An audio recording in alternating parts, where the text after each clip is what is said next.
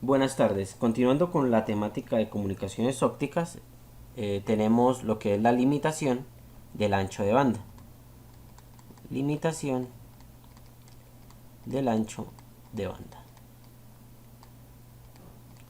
¿De qué depende directamente el ancho de banda? Pues tenemos que tener en cuenta que tanto las fibras ópticas de índice gradual como de salto de índice multimodal tienen algunos cambios. El primer concepto que tenemos que tener es el de diferencia entre tiempos de llegada.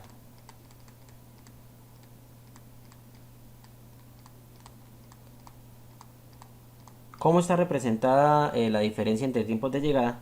Como delta de t es igual a n1 sobre c, factor de L sobre el seno del ángulo crítico menos la longitud L. Y eso sería igual a tener L sobre la velocidad de la luz, que multiplica al índice 1 al cuadrado sobre n2. Y esto lo multiplicamos por este delta, que significa que es la diferencia relativa entre índices. Entonces, delta de t es igual a la diferencia en tiempos de llegada.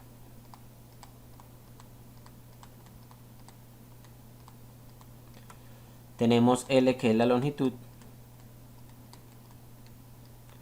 N1 es el índice del núcleo, N2 es el de la cubierta, seno del alfa crítico es el seno del ángulo crítico,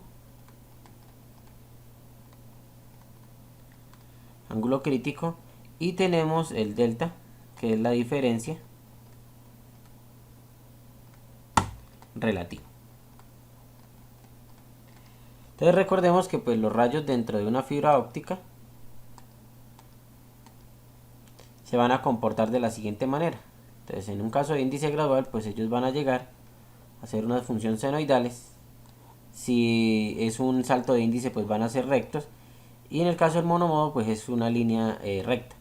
Para este caso, la limitación ancho de banda se presentan más cuando son índices graduales, donde son funciones senoidales las que hacen, digamos, la trayectoria dentro de la fibra. Entonces, recapitulando, saldría otro concepto, que es cuando yo aplico una señal. Es cuando aplico una señal y esto presenta modos de trayectoria. Entonces presenta modos de trayectoria. Estos modos de trayectoria podemos decir que la diferencia entre los tiempos es igual a L sobre la velocidad de la luz, que multiplica a n1 al cuadrado sobre n2, y esto multiplicado por la diferencia relativa entre índices, que es exactamente pues la ecuación que tenemos arriba. Pero si yo despejo L me daría que es n2 sobre n1 al cuadrado multiplicado por c sobre la diferencia relativa entre índices. ¿Qué quiere decir esto? Que la diferencia relativa entre índices es inversamente proporcional a la longitud. ¿Qué quiere decir esto? Que al momento en que yo aumente mi longitud de la fibra óptica, digamos en kilómetros, mi diferencia relativa entre índices va a ser mucho más pequeña.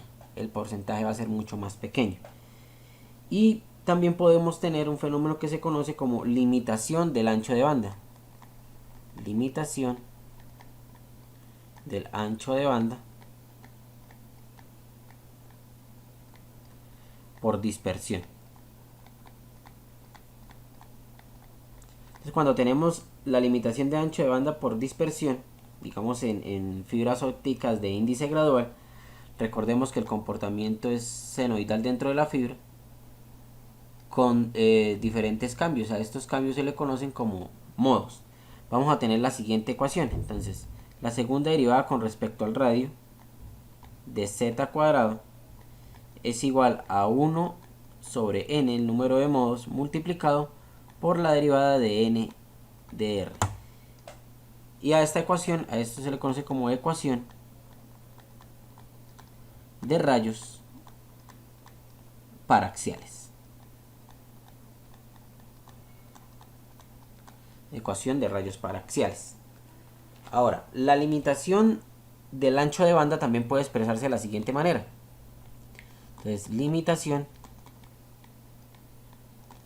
del ancho de banda. Muchos lo llaman W, otros lo dicen B por L, en este caso W, es igual a delta de T dividido entre L es igual a N1, que multiplica a la diferencia relativa entre índices al cuadrado dividido entre 8 veces la velocidad de la luz. Entonces recordemos, delta de T es la diferencia en tiempos,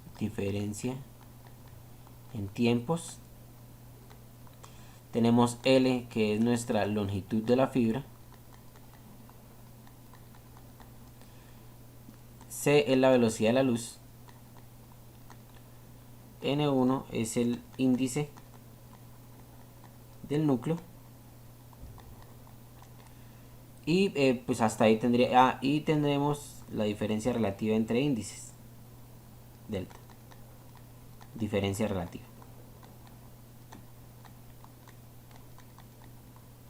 Entonces también podemos expresar esta ecuación como BL o B por L debe ser menor o igual a 8 veces la velocidad de la luz dividido entre N1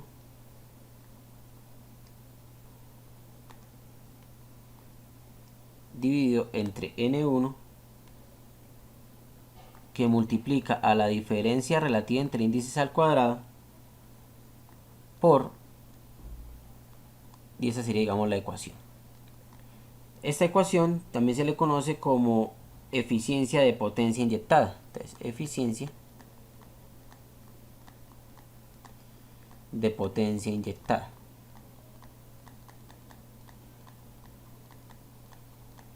Eficiencia de potencia inyectada. Cuando hablamos de fibras ópticas, en este caso de índice gradual, tenemos lo que se conoce como la famosa ley alfa, o también conocida como ley alfa. El alfa depende directamente del tipo de fibra óptica que tenemos. Para fibras ópticas de índice gradual, el alfa es igual a 2, que se le conoce a veces como perfil parabólico. Y el perfil parabólico también está representado por una función RZ. Entonces vamos a colocarlo acá como RZ es igual a R sub 0 coseno de P sub Z más R sub 0 sobre ρ de seno de P sub Z. Esto para un perfil parabólico, claro está. Perfil parabólico. Perfil parabólico. Entonces mi ρ es igual a la raíz de 2 por N1 multiplicado por la diferencia relativa entre índices dividido entre mi alfa. Y para este caso, en el perfil parabólico, mi alfa es igual a 2. El comportamiento dentro de una fibra óptica, tanto en el núcleo como en la cubierta, pues difiere en gran medida. ¿Por qué?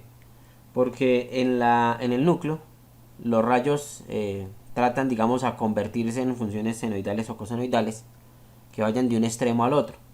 Para el caso de la cubierta, siempre, digamos, los rayos o la parte de radiación basadas en las leyes de Maxwell va hacia que se atenúe o lleguen al eje. Voy a cargar una imagen relacionada al fenómeno.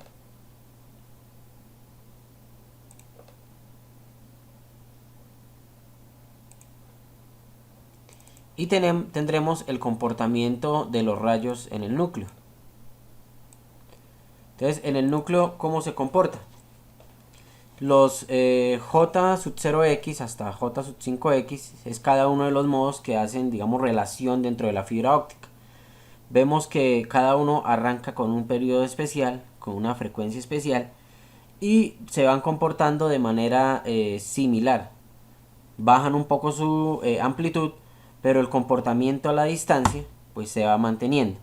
¿Qué pasa? Se va cada vez elongando y va teniendo un comportamiento entre cada una de las paredes. Entonces sube el rayo, golpea, baja, a la misma distancia sigue golpeando, y a medida que está a la distancia pues se va a tener lo que se conoce como el medio dispersivo.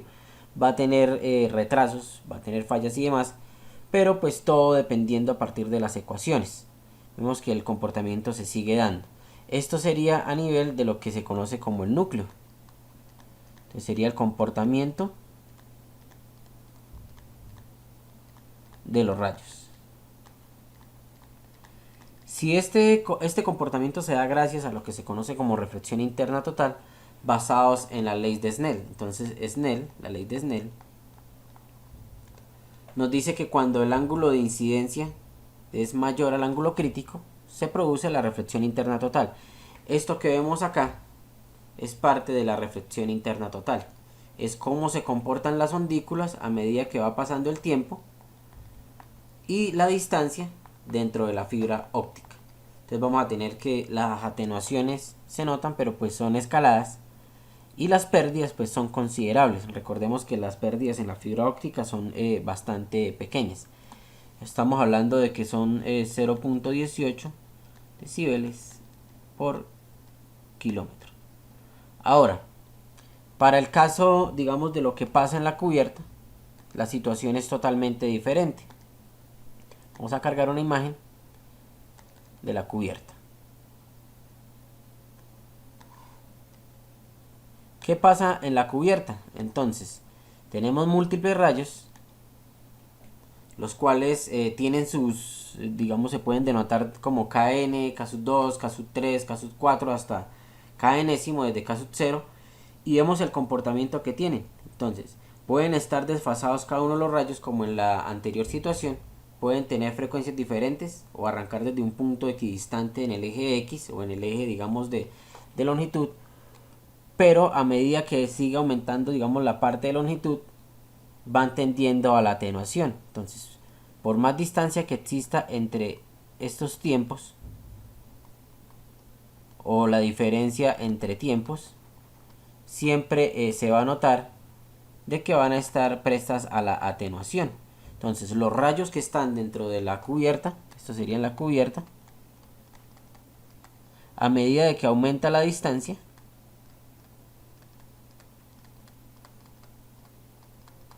serán atenuados.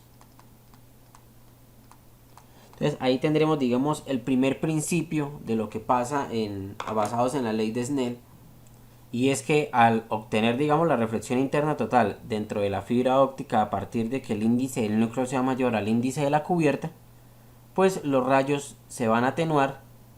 Digamos, los rayos viajan hacia la cubierta, pero como el índice es mayor, se van a devolver hacia el núcleo y se van a quedar en el núcleo. Por eso es que se presentan estas atenuaciones, digamos, a nivel del eje que tienen los rayos que viajan directamente en la cubierta. Otro concepto, digamos, importante en las comunicaciones ópticas es la frecuencia normalizada.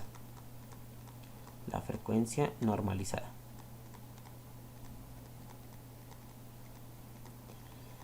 ¿Qué vendría siendo la frecuencia normalizada? Es una relación entre el radio, la longitud de onda y la diferencia relativa entre índices, digamos, que se tiene.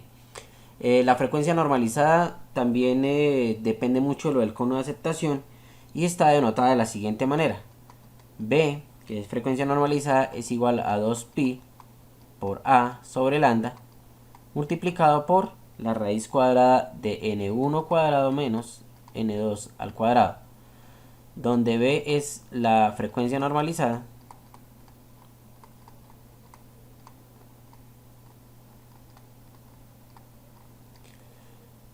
.2pi sería, digamos, el factor porque es una fibra óptica que tiene una parte circular.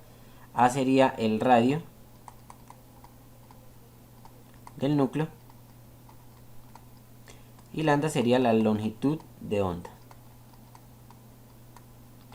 Recordemos que esta longitud de onda es la longitud de onda que está dentro de la fibra, porque una velocidad de onda tiene afuera, pero cuando ingresa al índice de refracción, pues eso se va a ver afectado y el índice, digamos, la longitud de onda pues va a disminuir.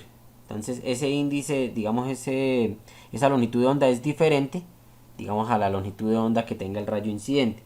También se puede representar la frecuencia normalizada como A de K sub 0 por la raíz de n1 al cuadrado menos n2 al cuadrado, donde este factor pues es el radio y K sub 0 vendría siendo 2pi sobre lambda, que sería, digamos, la relación. Que sería como una constante que abarca la relación entre el radio y la longitud de onda. La frecuencia normalizada también puede expresarse de la siguiente manera, como 2pi por A sobre lambda multiplicado por la apertura numérica. Recordemos que la apertura numérica es la raíz del índice 1 al cuadrado menos el índice 2 al cuadrado. Estos conceptos son necesarios para poder, digamos, determinar a nivel de ejercicios la frecuencia interna, la frecuencia externa, cuál es la apertura numérica, cuál es la capacidad de aceptación, cuál es la diferencia relativa entre índices, cuánta, digamos, distancia se pueda tener un rayo, cuál sería, digamos, el tiempo. La apertura numérica, vamos a colocarlo aquí como la apertura numérica. AN es igual a la raíz de n1 cuadrado menos n2 al cuadrado. Representa directamente lo que es la cantidad, digamos, de luz que puede absorber la fibra para poder proyectarlo a lo largo de la misma. Entonces, la apertura numérica. Tenemos que, digamos, lambda o la frecuencia va a ser igual a c, que es la velocidad de la luz, sobre lambda. Entonces, donde f es la frecuencia, c es la velocidad de la luz y lambda es igual a la longitud de onda.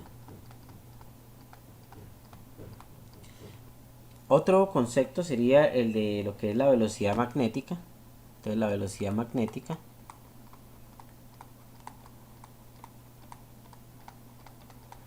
y la velocidad magnética está dada por n igual a c sub 0 sobre b, donde b es la velocidad magnética,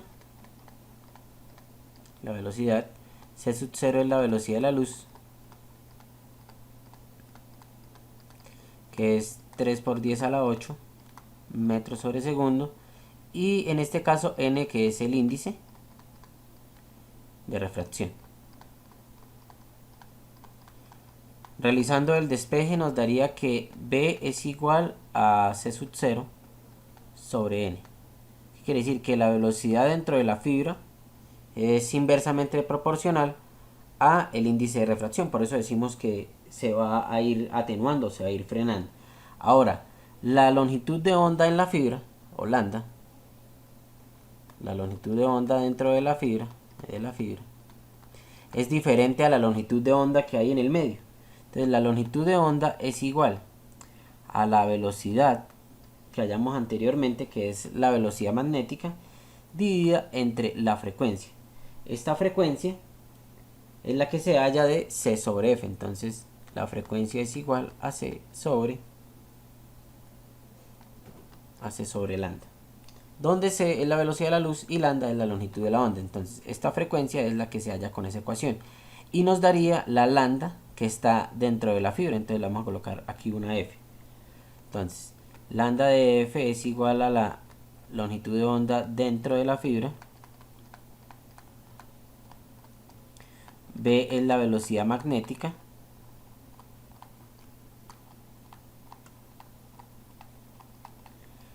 y f es la frecuencia del rayo en la fibra, claro está. Otro concepto también es, digamos, que cada color, cada espectro, digamos, posee una longitud de onda totalmente diferente. Entonces, el LED azul está alrededor de los 570 nanómetros, el rayo amarillo 610 nanómetros, el rayo naranja está alrededor de los 600 nanómetros y el rayo verde 580 nanómetros. Para el caso de los índices de refracción, en el vacío es 1, o en el aire, el cuarzo es 1.544, en el vidrio es 1.45, en el diamante 2,43 y en el agua 1,33. ¿Qué quiere decir esto? Que un rayo va a tener, digamos, una frecuencia, una velocidad igual, digamos, a la velocidad de la luz en el vacío, pero va a ser menor a la del cuarzo y mucho menor a la velocidad en el diamante. ¿Por qué? Porque en el diamante es 2,43. Al ser 2,43 quiere decir que se está oponiendo, digamos, al rayo 2,43 veces. De este modo, digamos, se va a tener lo que son las relaciones entre índices de refracción, velocidades de la onda y el comportamiento que tengan ciertos rayos en la fibra. A partir de esto saldrá, digamos, un taller que relaciona longitudes de onda, que relaciona frecuencias normalizadas, que relaciona apertura numérica, demostración de apertura numérica, máximo ángulo de proyección y demás, pues que se tocarán en el siguiente video. Muchas gracias.